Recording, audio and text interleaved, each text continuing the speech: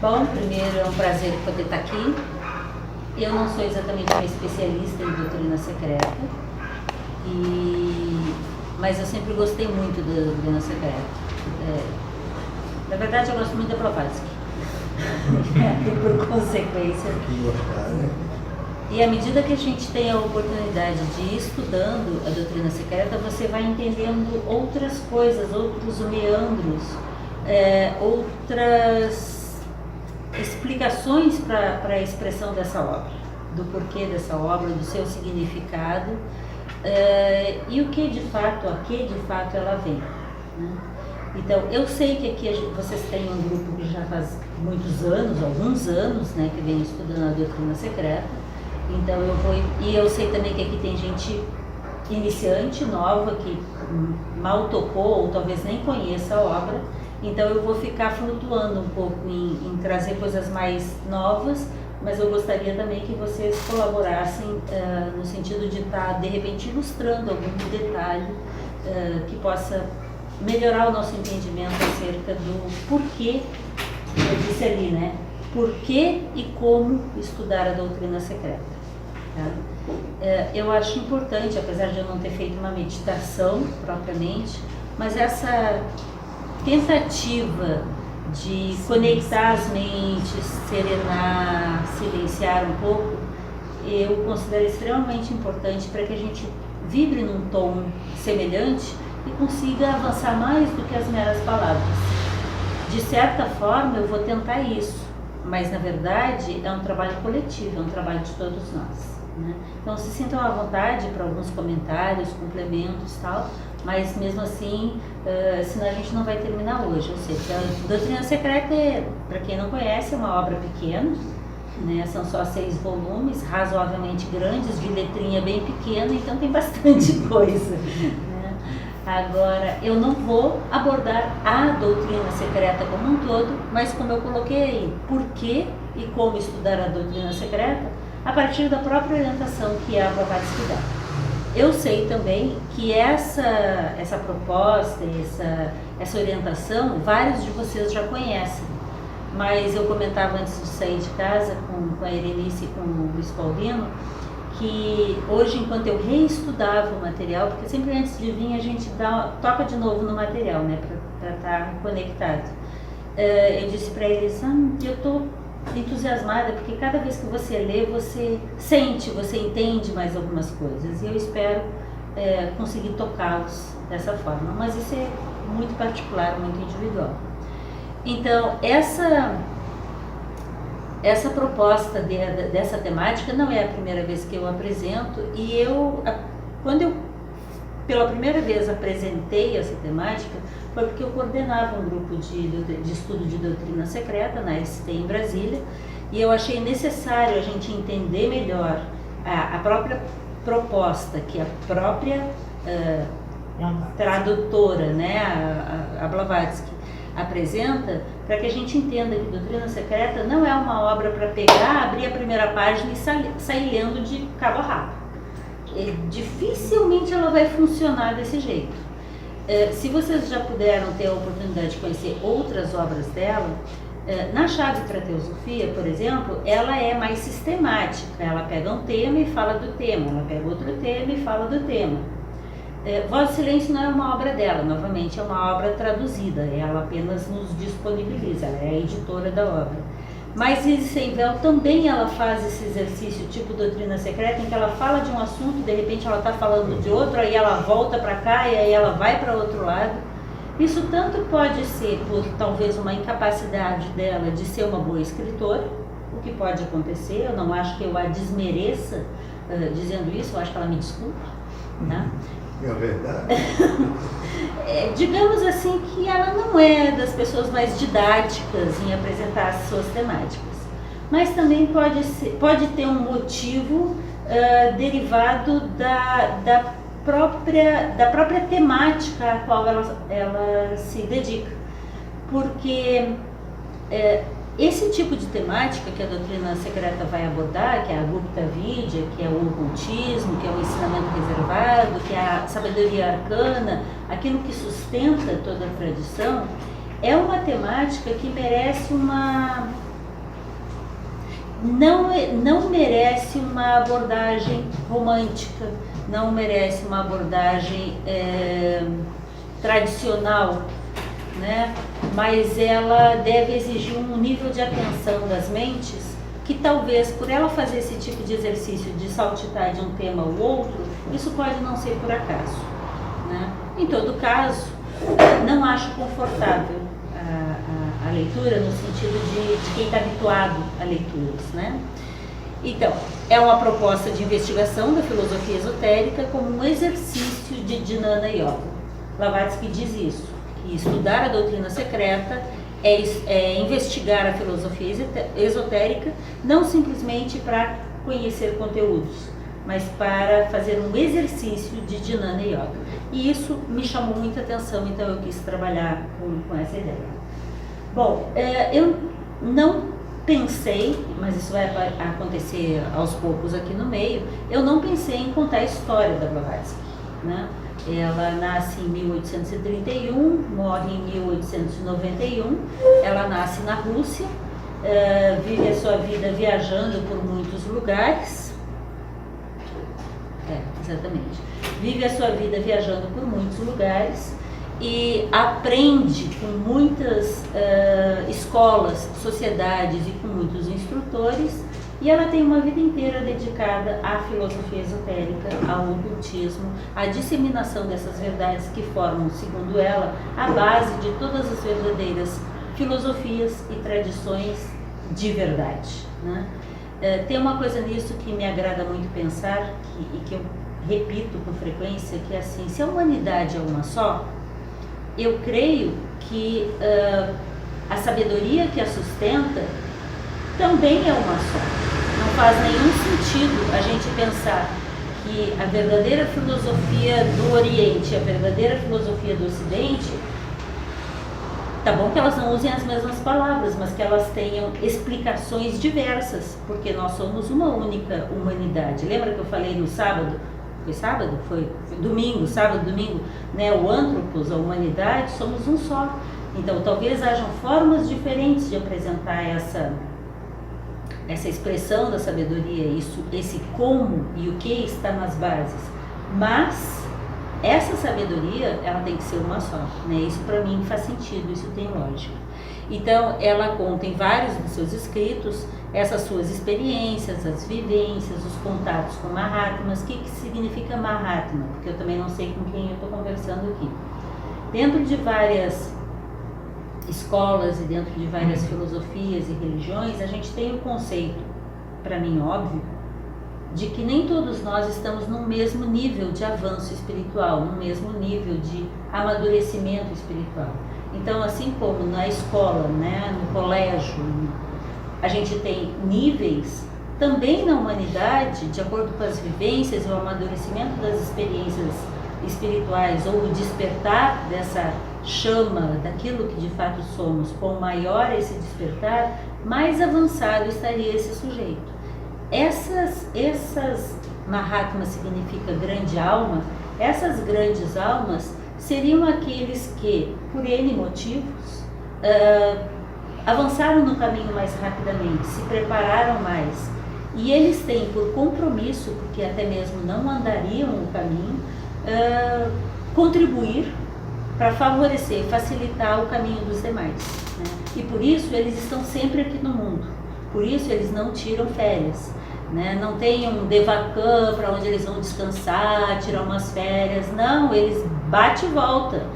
Na hora que estão indo, já estão comprando a passagem de volta, entendeu? Porque o negócio tem que ser rápido, porque eu não sei se vocês percebem, mas o serviço por aqui é muito, né? A gente normalmente dá bastante trabalho, né?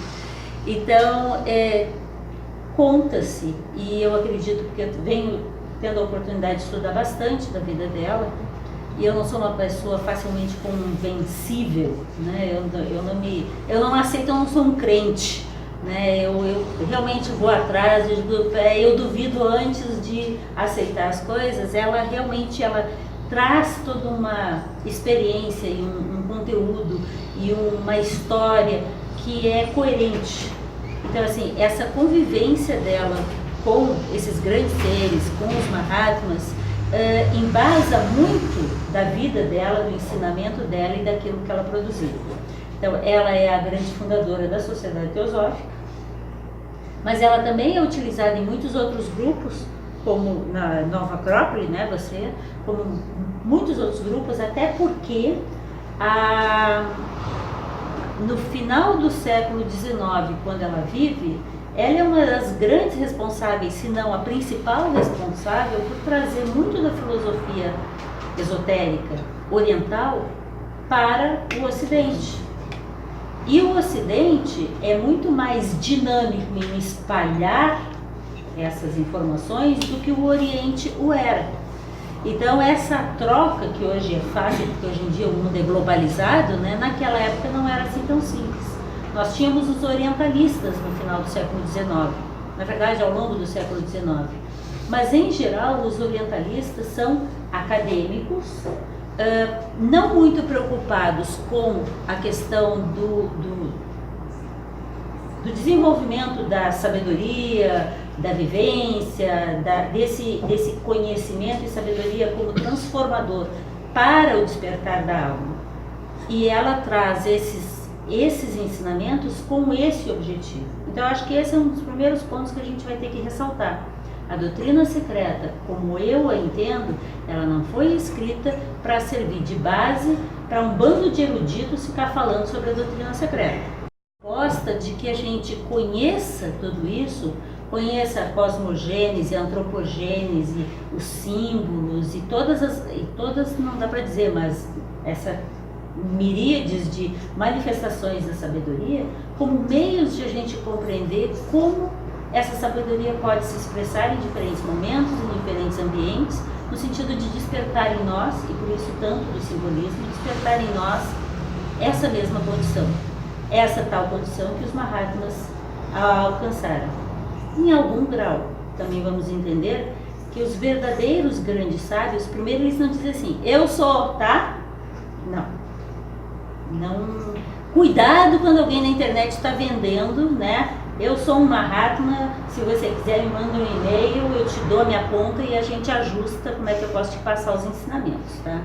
Mas, quando você começa a despertar e perceber e saber um pouco mais e ter viveka, né, que é discernimento, você começa a perceber que há uma diferença, que há algo que é muito mais do que as meras palavras. Qualquer um de nós aqui pode pegar a doutrina secreta, qualquer um eu acho que é exagero, né?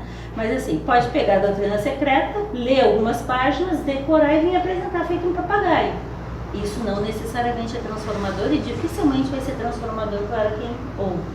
Então, volto a me repetir, eu não vou trabalhar tanto com o detalhamento. Amanhã, né, que é a segunda parte, a gente vai entrar um pouco na questão dos conteúdos, mas não tanto com o detalhamento das informações que a gente tem na doutrina secreta, mas sim com os objetivos e as bases, os fundamentos que fazem com que ela escreva essa obra dessa forma. A doutrina secreta foi principalmente com personagens da tradição budista mais interna do Tibete. Nesse contexto, ela vai escrever a doutrina secreta e a voz do silêncio. Então, eu também vou ter que tocar um pouco na voz do silêncio para a gente entender como essas duas obras estão dentro de um mesmo contexto e elas, na verdade, se complementam. E é muito legal quando a gente entende isso. Quem aqui já leu a voz do silêncio? Desculpa. Vale a pena, eu vou insistir, voz do silêncio. Não é brincadeira, não. É uma obra assim grossa. Tá? Fininha. Mas assim, eu vou perguntar de novo, quantas vezes vocês já leram a voz do silêncio, tá? Porque assim, vale a pena lê-la muito. Haja paramitas. Haja paramitas, né? Mas sempre com esse sentido, se vocês lerem a introdução da voz do silêncio, ela diz aos eleitos ou aos poucos, né? Aqueles poucos que se autoelegeram como candidatos àquilo que Voz do Silêncio propõe. Voz do Silêncio é uma obra vivencial, apesar de ter muito conteúdo intelectual para entender, né? Mas a Voz do Silêncio e a doutrina secreta são de um mesmo contexto. Ela inclusive diz isso na introdução, né? Da Voz do Silêncio em especial. E entendendo as duas juntas fica muito mais rico o estudo, né? E isso eu vou colocar aqui como uma sugestão também. Ela conviveu, somando os vários períodos em que ela vive no Tibete, ela conviveu principalmente com o Panchen Lama da época, que era o quarto Panchen Lama, e vivia na casa da irmã do Panchen Lama, né? Então, entre outras viagens e contatos, ela teve muito contato com a biblioteca de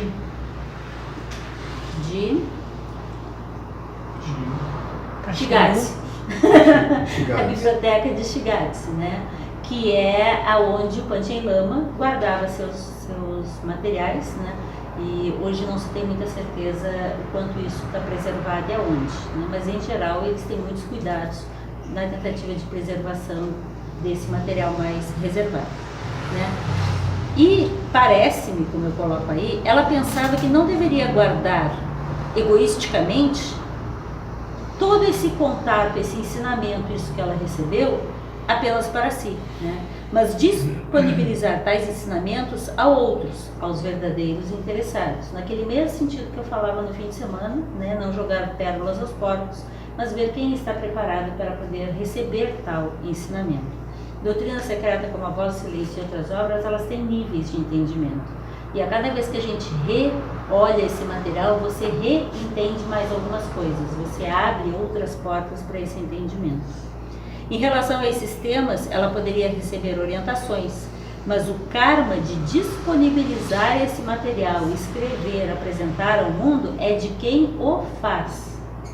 Na minha opinião, sim, ela recebeu muitas orientações e instruções de grandes seres, de Mahatmas, de mestres espirituais, de grandes sábios.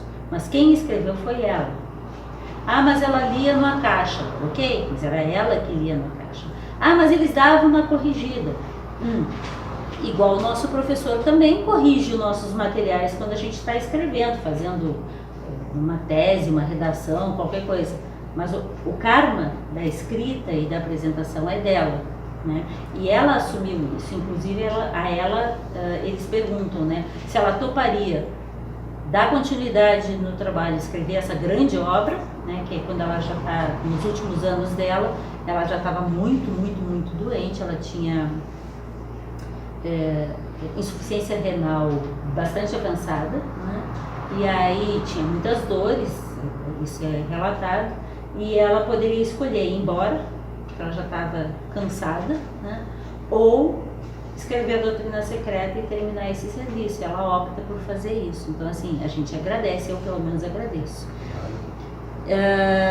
O karma, então, seria dela, principalmente em divulgar tais ensinamentos, ou não, escolher o que divulgar ou não, e o quanto e como. Assim, ela não apresenta o budismo, mas ela apresenta o Basta Dharma. Jane, por que você está dizendo isso? Porque a gente tem que entender que, assim, bom, primeiro, o budismo é a forma que, principalmente aqui no Ocidente, a gente chama e classifica, né, algumas tradições. Se eu falar budismo, a gente vai falar de uma enormidade de versões de apresentação daquilo que teria sido ensinado por Siddhartha, século 6 AC, a quem foi dado o nome de Buda, o iluminado, porque ele teria alcançado um elevadíssimo grau de iluminação, de libertação, o mais elevado que dentro da tradição é considerado possível a um ser humano. Só que existem budismos e budismos, como eu comentei no fim de semana, cristianismos e cristianismos. Interna do budismo, preservada junto à biblioteca secreta do Panchen Lama, que é considerado, dentro de algumas versões, como um dos mais elevados sábios dentro da tradição do budismo.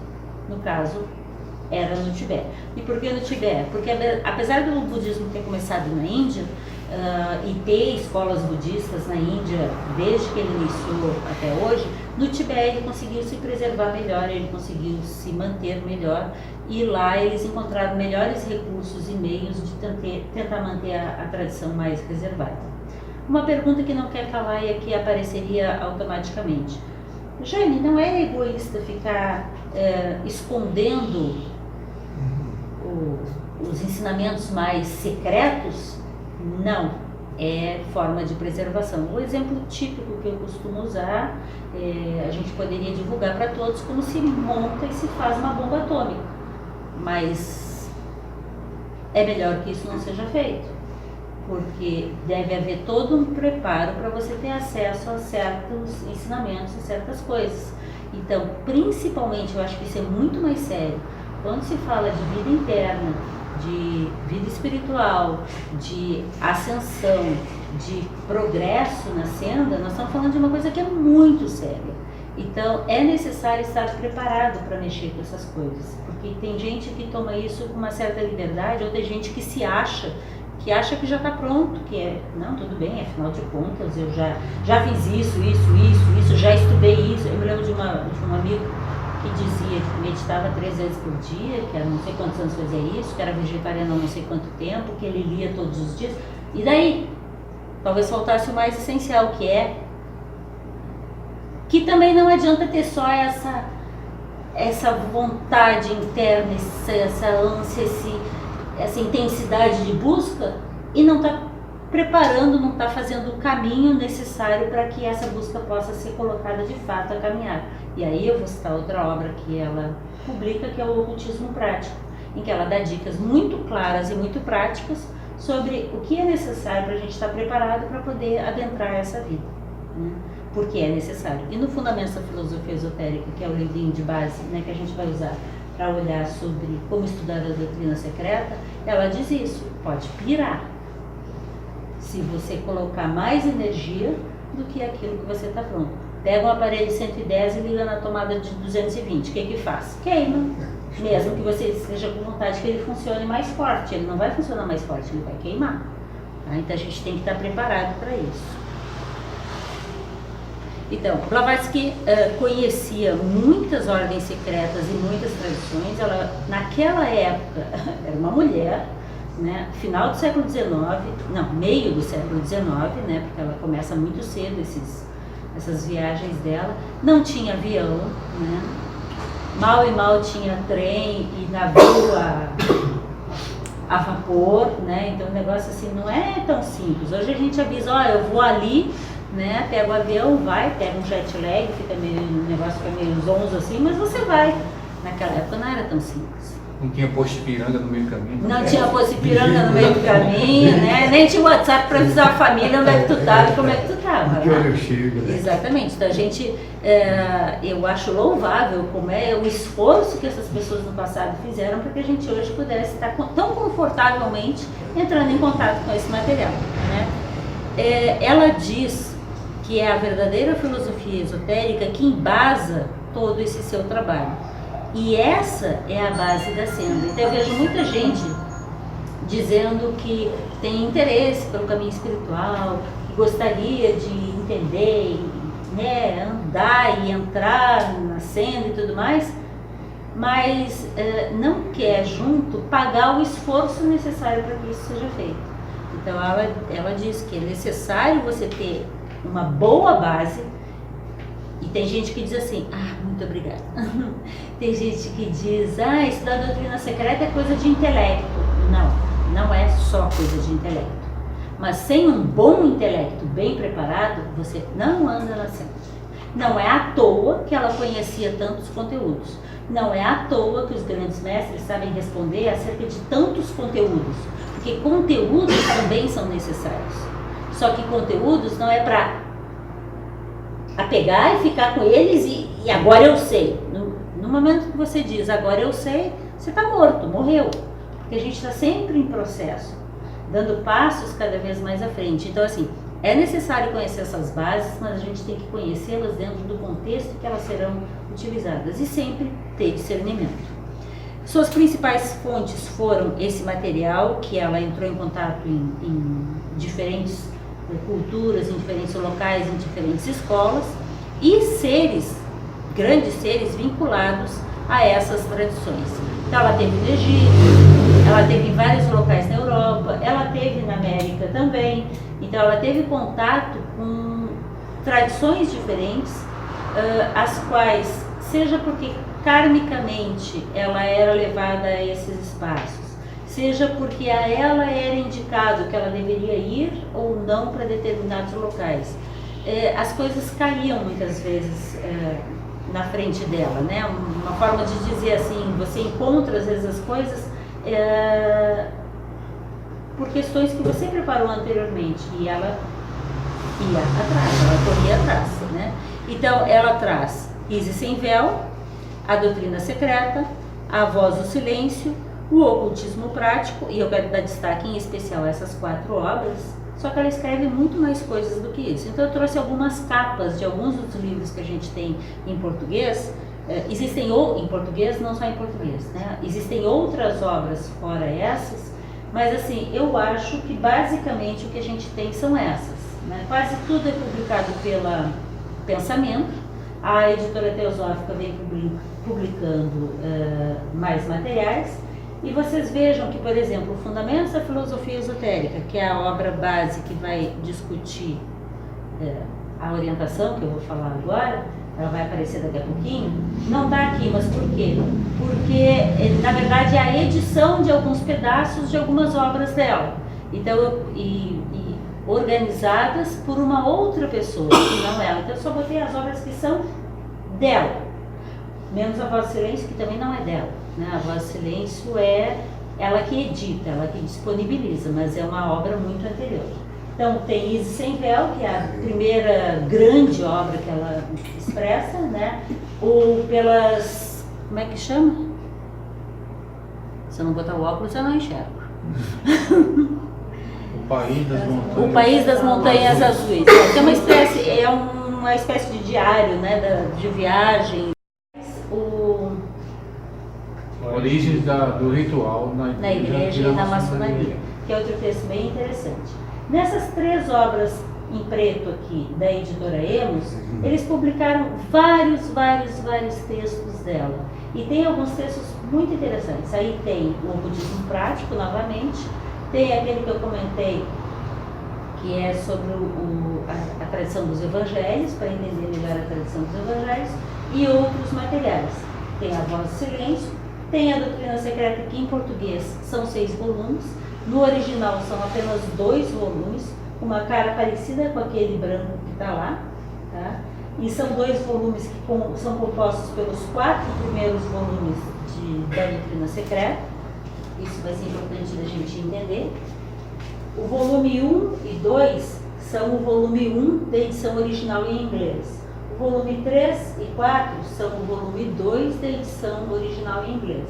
E o volume 5 e 6 não são a Doutrina Secreta. O que acontece? Quando ela foi convidada e resolveu escrever, ela começa a escrever muitos materiais.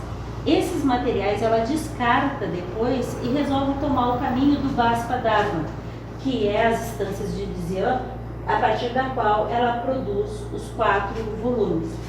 Esse material que ela tinha produzido antes, que por sinal tem muita coisa boa, mas também tem muitos erros, tá? Tem muita coisa que está errada, tá? Foram posteriormente pela Besant, é considerada a edição de Adyar, né? Pela Besant, colocados como um volume 3, ou em português o volume 5 e 6. E no volume 6 existem materiais que eram provenientes em parte dos estudos na escola esotérica da época. O grupo, eu não diria que é o mais interno não, o mais interno está aqui, mas o grupo intermediário, vamos dizer assim, de estudos mais aprofundados, que não era o público, mas era o estudo dos membros, vamos dizer, que era a escola esotérica da época, está na metade do volume 6. E é um material bastante interessante, imagino que você deve gostar bastante pelo tipo de linguagem que ali é utilizado, né? Eu já fiz alguns trabalhos com esse material que eu também acho bem interessante. E fora esses que eu coloquei aqui, Isis Sem Véu é a primeira experiência que ela faz de uma grande obra. Então são muitos materiais bem antigos, tanto ocidentais quanto orientais. Tem material muito interessante, mas ainda tem muitos erros, né? Porque assim, qualquer escritor está sujeito a erros, né? Ela inclusive. E a gente tem que ter discernimento para ler qualquer coisa que você leia. Não existe livro escrito por Deus, na minha opinião, tá? Deus e o divino não escreve obra nenhuma. O Corão não foi escrito por Alá, a Bíblia não foi escrita por Deus. Pessoas, humanos, escrevem a partir da experiência que eles têm, inspirados ou não. Então, Blavatsky, da mesma forma, talvez tenha sido inspirada para escrever parte dessas obras, mas inspirada pelo seu estudo, pela sua meditação, pela sua intuição e por alguns grandes seres que a acompanhavam, mas eles próprios não escreveram. E mesmo esses grandes seres, se eles fossem completamente infalíveis, eles seriam Budas. Então a gente tem que entender que provavelmente eles estão em condição melhor do que nós. Aliás, eu acredito isso piamente, né? Mas eles mesmo falavam de algumas limitações dele, né? Nas próprias cartas. Talvez um dos grandes problemas que a gente tem, por isso a gente... Um sábio fala pouco porque sabe que não sabe tudo. Um tolo fala muito porque não sabe que não sabe nada, né? Então, muitas vezes, talvez eles nem falem tanto porque reconhecem que também tem suas limitações. E a gente, bobo aqui, fica aqui na frente tentando explicar algumas coisas que talvez sejam inexplicáveis. O que eu quero chamar a atenção?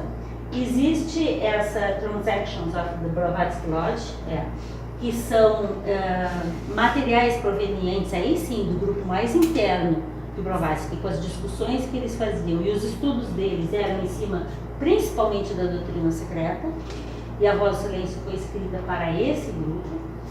E Boris Dizirkov é o grande editor que pega todos os materiais soltos da Blavatsky, que não eram a doutrina secreta e nem Isis Sengel, que são as duas grandes coleções, e publica em 12 volumes todos os materiais que ela escreveu, cartas, textos, as publicações das revistas, né, porque ela criou as revistas e tal. Então está tudo nos 12 volumes de Collateral Writings. Todos 13, não? né? São 13, porque tem um que é de índice ainda também, né? Então, assim, e é um material bem interessante, mas tem que ter dedicação para sentar e ler. Só tem em inglês. Parece que tem alguns já em espanhol, né? Eu não sei se todos. Tem. Na verdade, boa parte desses textos estão traduzidos. Boa parte não, mas alguma parte desses textos estão traduzidos, inclusive ao português.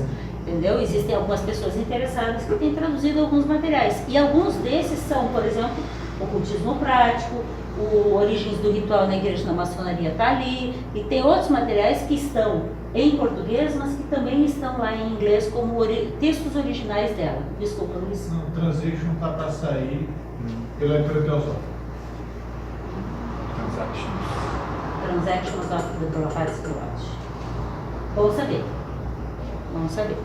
Então, agora deixa eu voltar para o conteúdo. Então, se eu falo que ela escreveu tudo isso, eu pergunto com que objetivos ela viaja, fala, se expõe, propõe a fundação da Sociedade Teosófica, que foi fundada em 1975 em Nova York. Ela escreve tanto assim, incluindo a doutrina secreta, DS e doutrina secreta. Com que objetivos ela faz isso? Não é porque ela queria ser famosa, nem ela queria receber título de doutorado, nem ela queria vender livros para poder se sustentar. A questão não era essa. Ela sentia que ela tinha um trabalho a ser feito, né? Por exemplo, eu estou aqui porque eu estou querendo ganhar dinheiro com vocês, né? Não, vocês sabem que não. Claro que não. É isso, né? Eu quero ganhar minha cadeirinha no céu. Não, também não. Porque em tudo isso, o importante, talvez o mais importante, é a questão da motivação, porque é isso que vai te abrir as portas ou não, vai te permitir ou não você ter acesso àquilo que é o verdadeiro, né? Então a gente tem que tomar muito cuidado também com quem vem conversar com a gente, de que forma isso é apresentado, porque tem que ter veracidade em tudo. Nada contra a questão financeira, porque para viver no mundo você precisa ter dinheiro, mas a questão não é essa. Blavatsky fazia tudo isso porque era o foco da vida dela, era a dedicação da vida dela. E provavelmente não era a primeira vez que ela fazia isso no fluxo mental dela, nas vidas dela, né? Então, qual eu interpreto seria o motivo? Dar acesso aos reais buscadores, porque ela diz isso com insistência, não é para qualquer um, é para quem de fato busca, a ensinamentos que conduzem à senda secreta, aquela que na Voz do Silêncio fala, tem a senda secreta e tem a senda aberta. ela está falando da senda secreta, que também a gente viu sábado, nos gnósticos também tem a senda secreta e a senda aberta, e não é diferente. E, portanto, ao ocultismo. Preciso fazer parênteses sobre o ocultismo? O ocultismo não é feitiçaria, o ocultismo não são artes mágicas, o ocultismo não é jogar tarô. O ocultismo é essa... O ocultismo depende absolutamente do não egoísmo, o ocultismo depende absolutamente da completa dedicação da sua própria energia altruisticamente à humanidade e a todos os seres. E o verdadeiro ocultismo só se manifesta se houver essa purificação e essa disposição de colocar a energia para o benefício de todos os seres e não para o seu benefício próprio. Então, a sua principal meta nessa vida, penso eu, foi dar acesso ao verdadeiro ocultismo e despertar nas pessoas a percepção pela possibilidade da vida ser dedicada à senda secreta, que é aquela senda acelerada, aquela senda, aquele caminho de transformação rápida, que te faz mais um instrutor, mais um auxiliar no mundo. A doutrina secreta foi escrita para os verdadeiramente interessados, não apenas para os eruditos.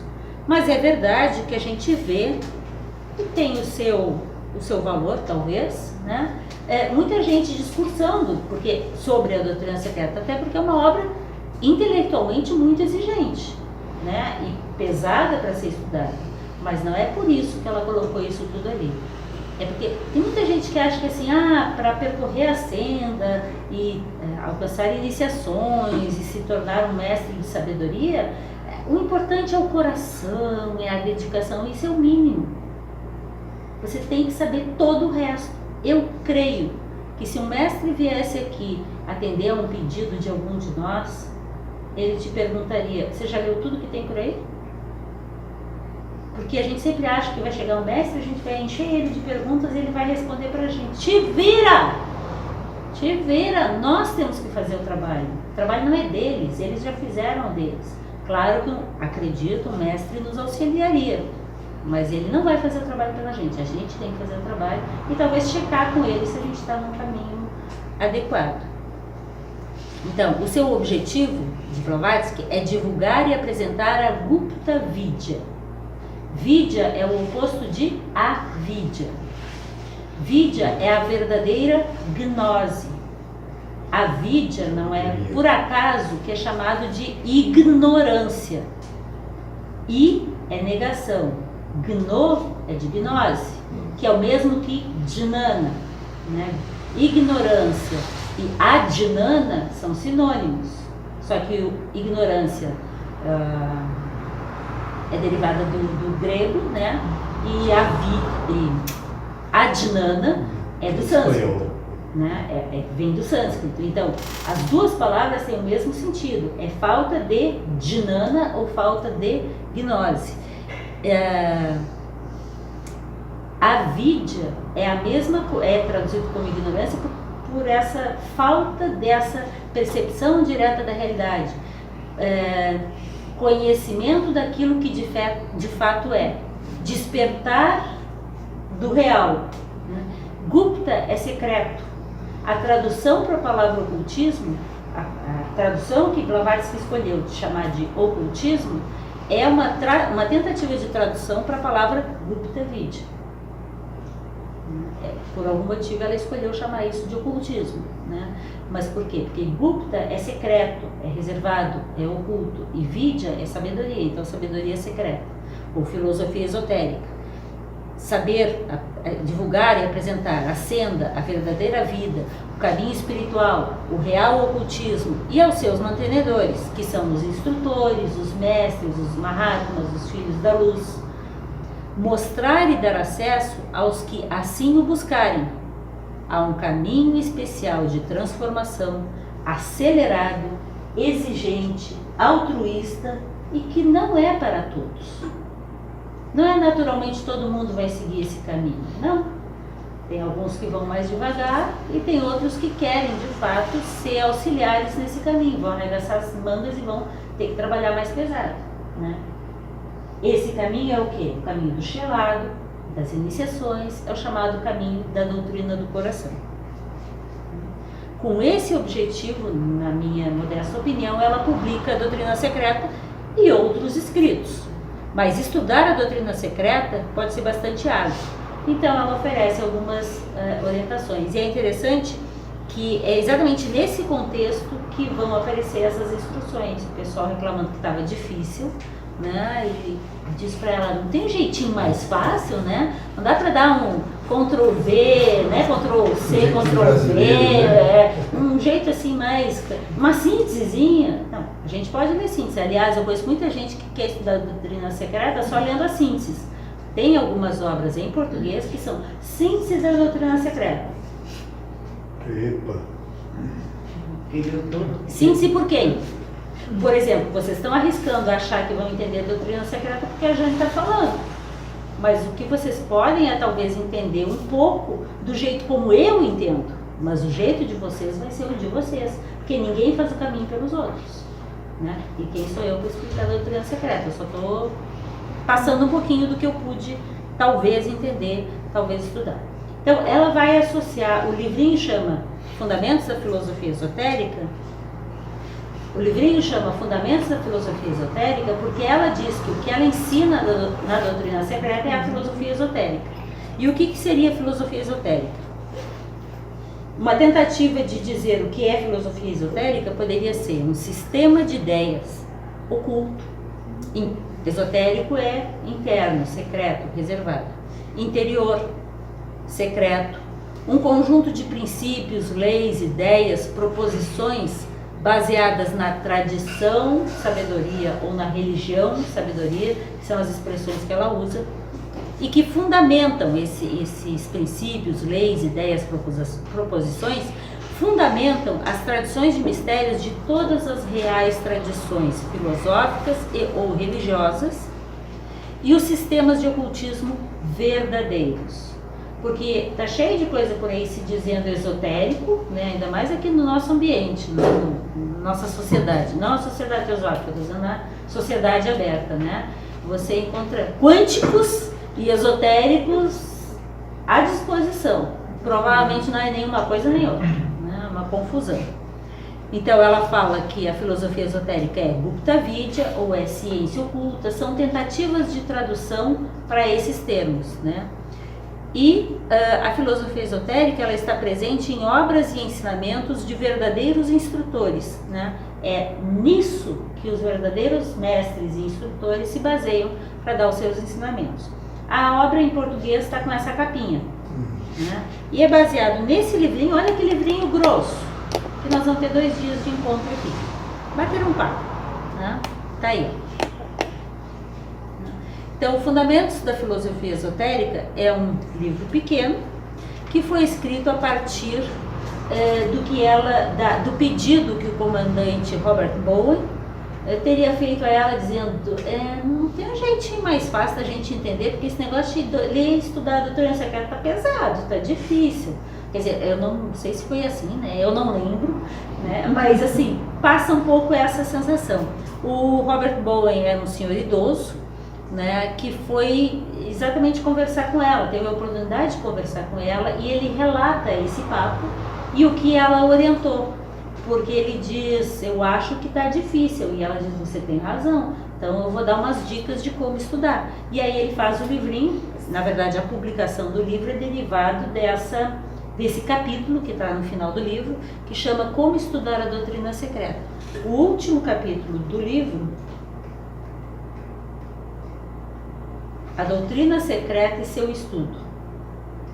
A minha sugestão é começar lendo ele. Não começar o livro pelo começo, começar por esse capítulo. Porque esse capítulo justifica como o livro está editado, né? E ele realmente ajuda a gente a entender melhor a sequência da obra. Salvo, óbvio, se vocês consideram que já estão bem fluentes na doutrina secreta e nas suas bases, aí é dispensado, né? Mas como eu disse para vocês, hoje eu relendo e revisando o material para poder chegar hoje à noite já melhor conectada, eu vi como cada vez que a gente toca no assunto você, né, tem uns vislumbres, você se sente mais Revitalizada, a palavra é ótima. Revitalizada, exatamente. Então, das notas feitas pelo Bowen, a partir da explicação que Blavatsky teria dado a ele, derivou esse artigo A Doutrina Secreta e Seu Estudo. E dessa orientação deriva a publicação dessa pequena obra, Fundamentos da Filosofia Esotérica. Eu gostaria de chamar a atenção que existem muitas outras obras acerca da doutrina secreta ou complementares à doutrina secreta, mas eu queria chamar a atenção em especial, além da Voz do Silêncio, que eu vou abordá-la bastante, desses três. O Despertar de uma Nova Consciência, que eu vi que tem ali, né? É um azulzinho. Esse outro dele, Salomão. Ele estava ali, eu sei que eu vi esse fim de semana ele ali. O Despertar de uma... Eu tenho a capa aqui, gente. Eu tenho a capa aqui, depois o pessoal olha. O Despertar de uma Nova Consciência. Esse aí também, que é o Celestes Estudos do Salomão Lancry. E o livro Secretos de Blavatsky, a Tradição Sabedoria, que é o preto que o Bruno traduziu. Não tem mais. Ah, não tem mais? Achei que era aquele ali. Mas eu botei as capas aqui de qualquer forma. Esses aqui são livros complementares que eu acho que estão muito bem escritos e que ajudam, de fato. É uma opinião pessoal. Mas eu acho que esse aqui é uma boa introdução para a gente entender. É um pouco assim, o Despertar de uma Nova Consciência é um pouco assim, bases da doutrina secreta para entendermos o seu papel na sociedade de hoje. Eu gosto bastante da forma como a Joy Mills, que era uma grande estudiosa da doutrina secreta, apresenta essas ideias. É um livro bem light, então ele é gostoso para começar. Já o Salomão Lancry, no Seletos Estudos sobre a Doutrina Secreta, ele escolhe alguns pedaços, alguns elementos de estudo na doutrina secreta e faz a discussão. E os livros secretos de Blavatsky e a Tradição Sabedoria, vai aparecer a capa daqui a pouco, é um estudo bem recente publicado e que foi... é bem recente a publicação e que mostra, é um estudo que mostra textos que mostram de onde provém a doutrina secreta, principalmente isso, né? Então agora eu vou colocar passagens do Bowen no A Doutrina Secreta e Seu Estudo, explicando o contexto em que isso aparece, né? Bowen é um senhor idoso, ele diz que é um velho, né, que estudava com Blavatsky já há 2 anos. E ele diz, ela morreu em 1891, né? Então vamos imaginar, aliás, é um pouquinho antes da morte dela, justamente, parece que é 2 meses antes da morte dela que ele recolhe essas informações. Então, de 89 a 91, ele vinha estudando com ela. E ele diz que nessas últimas reuniões, ela parecia estar especialmente inspirada nas reuniões sobre a doutrina secreta. E que ela tinha mudado muito desde que ficou tão doente. Provavelmente, ela se percebendo doente, ela resolve dar uma acelerada no processo. Diz ele, sinto que estamos recebendo ensinamentos de uma outra esfera mais elevada, diz o Bowen, ele escreve isso, né? Parece que sentimos e sabemos tudo que ela diz, ao invés de simplesmente a escutarmos com nossos ouvidos. E aí ele diz, X, fulano, alguém, ele não bota o nome, ele bota X, disse a mesma coisa na última noite. Como se eles estivessem percebendo que o nível das reuniões estava outro. Sabe aquela coisa, vocês talvez já tenham tido essa oportunidade, às vezes a gente está numa reunião e a gente está falando de coisas sérias e parece que a gente ouve muito mais do que os nossos ouvidos ouvem. E eu já tive experiências do tipo, pegar algumas reuniões muito boas, em que aquela energia junta era tamanha que você entende muito mais do que o que você entendia. E aí você vai embora e às vezes aquilo não fica, porque era ali, dentro daquele ambiente, daquela energia, que é como se tivesse uma aura maior, que exatamente, que fazia com que você alcançasse um determinado nível. Dizem que quando você dizem que os grandes mestres têm uma aura muito mais ampla e que quando você está próximo de um desses grandes mestres, você é capaz de sentir a sua presença. E eu acho interessante dizer isso, sentir a sua presença, porque isso a gente encontra nas tradições dizendo assim mesmo.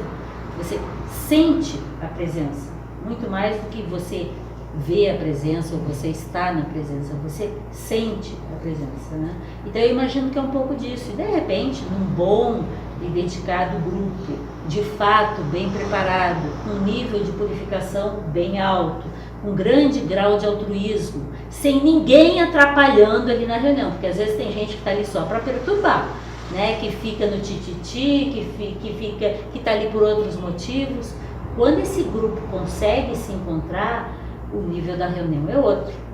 E às vezes a gente pode ter a bênção de talvez acender uma luz nessa sociedade que a gente está aqui, tá tão nas trevas, e como está tão nas trevas, aquele palito de fósforo chama atenção e de repente algum grande instrutor pode emitir a sua energia, pode de alguma forma se aproximar e a gente ter uma bênção no sentido de conseguir adiantar, andar mais nesse trabalho.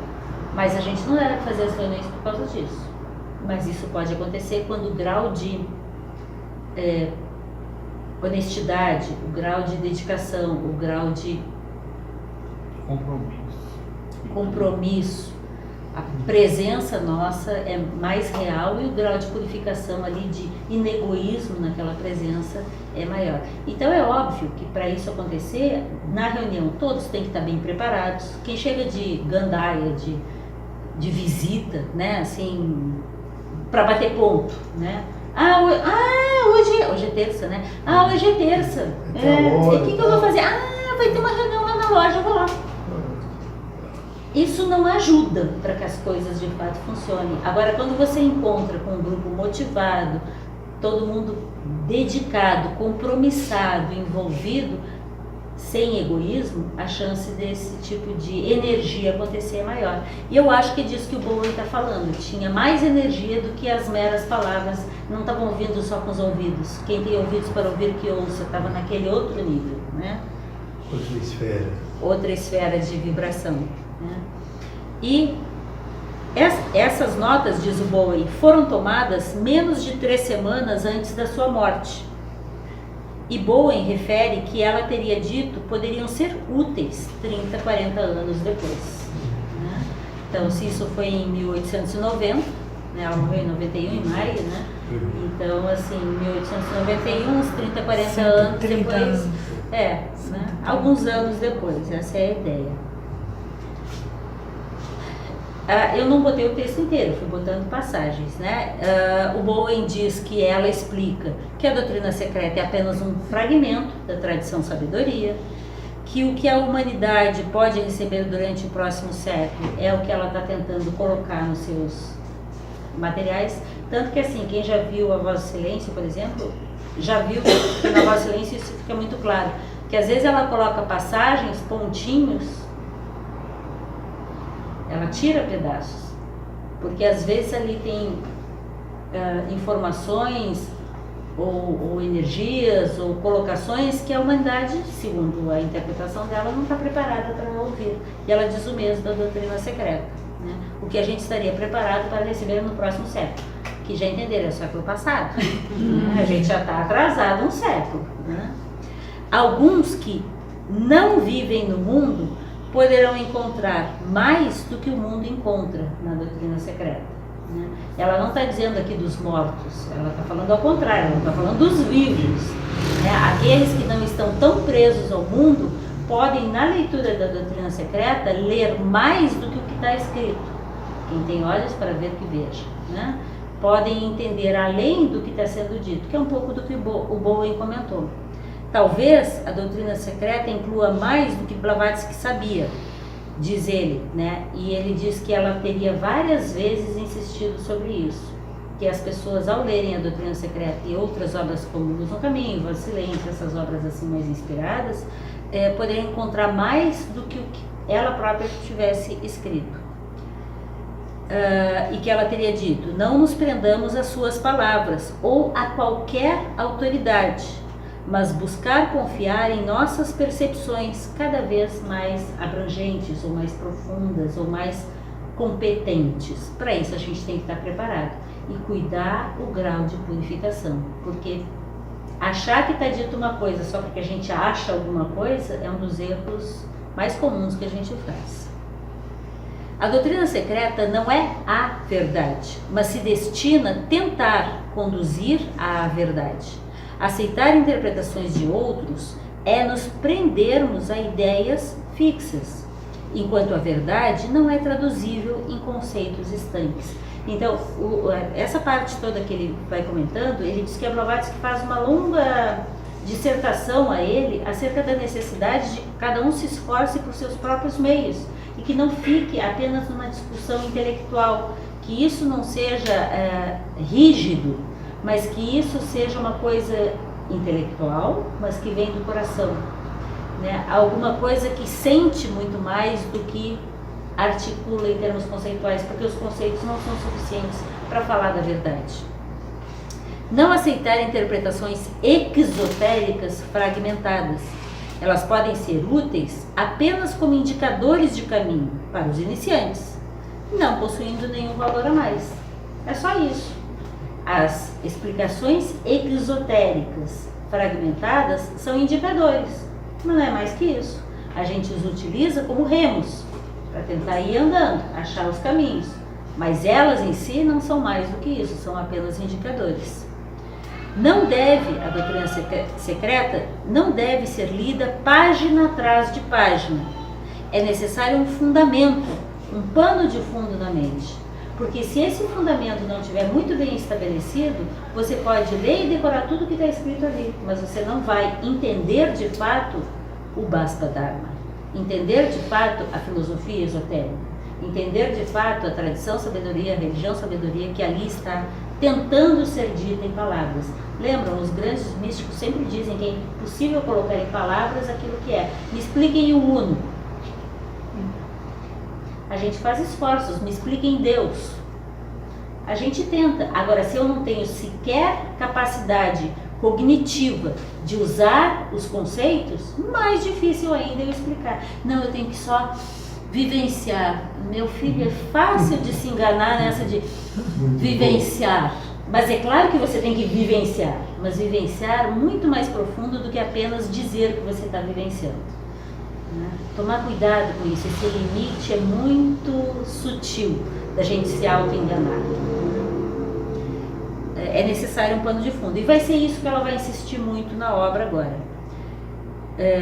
Diz Bowen que Blavatsky teria dito: venha para a doutrina secreta sem qualquer esperança de conseguir a verdade final sobre a existência e sem qualquer outra ideia além de descobrir o quanto ela pode conduzi-los em direção à verdade. Porque a doutrina secreta não tem a verdade. Ela é apenas um orientador do caminho possível para chegar lá. E ela não é a única. Mas a fonte da doutrina secreta talvez seja, segundo esse livro que eu estava citando, que o Bruno traduziu, né, como é que chama? Da tradição sabedoria, né, os textos secretos de Zian. Os textos secretos de Zian, né, que são a fonte da doutrina secreta, são das coisas mais profundas que a humanidade tem. Então, assim, é uma boa fonte, mas talvez não seja a fonte mais fácil para nós. E vamos fazer um parênteses nesse caso. Eu não sei se para vocês isso é normal e natural, mas muito provavelmente, para essa tradição, muito provavelmente esse não é o primeiro momento que a gente está entrando em contato com esse tipo de material.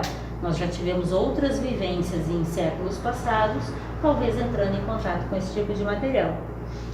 Às vezes, a gente encontrou melhores formas de acessar a essa sabedoria por meio de outros conceitos e outras palavras. Então a gente também tem que encontrar o nosso caminho, o nosso meio, a forma que nos dá acesso de melhor maneira, de melhor forma. Eu compartilho da ideia de que a doutrina secreta talvez seja a melhor ou uma das melhores formas de ter esse contato, de acessar a essa verdadeira sabedoria ou de ter um roteiro para isso. Mas não necessariamente ela vai servir a todos nós. Não necessariamente a gente vai se sentir confortável com ela. Então a gente tem esse tipo de cuidado. E aí ele começa com as regras, então. Observe as seguintes regras. Quem já leu a Fundamentos da Filosofia Esotérica? Esse livrinho amarelinho. Esse. Vocês têm até amanhã para ler, tá bom? Quem ainda não leu, tem até amanhã para ler. Quem já leu, tem até amanhã para ler também. Ele é bem pequenininho. Aproveita a noite e a madrugada, né? Não, mas a noite e a madrugada é bom para dormir. Até porque é necessário dormir para que você possa ter Amanhã contato eu com tenho aquele uma curso. consulta médica, pode ser até que dê tempo de ler. Enquanto a gente espera. Espera no consultório. Não, seria ótimo se tivessem lido, na minha opinião, né? Mas eu acho que ele é bastante didático, a obra. Ela se tornou bastante didática, ela facilita muito o nosso estudo.